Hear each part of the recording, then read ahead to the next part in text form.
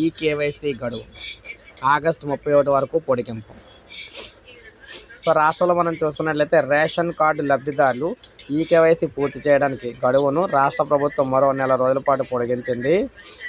ఇవాళ ఆఖరి రోజు కావడంతో ఈ గడువును ఆగస్టు 31 వరకు పొడిగిస్తున్నట్లు పౌర సరఫరాల శాఖ తెలిపింది. ఈ కేవైసీ పూర్తి కాకుంటే నిత్యావసర సరుకులు అందే అవకాశం లేదని పౌర సరఫరాల శాఖ అధికారులు అయితే స్పష్టం చేస్తుండటంతో కార్డుదారులు ఆందోళన చెందుతున్నారు. ఈ క్రమంలో ప్రభుత్వ ప్రకటన ఈ కేవైసీ చేయని లబ్ధిదారులకు ఊరట ఇచ్చింది. రాష్ట్రంలో వర్షాలు ప్రక్రియ దృష్ట్యా ప్రభుత్వం ఈ నిర్ణయం తీసుకుంది. ఆగస్టు 1వ తేదీ నుంచి 31వ తేదీ వరకు 3 నెలల రేషన్ ఒకేసారి పంపిణీ చేస్తున్నట్లు అధికారులు తెలిపారు. సో 3 నెలల రేషన్ ఒకేసారి అయితే వస్తుంది అందరికీ.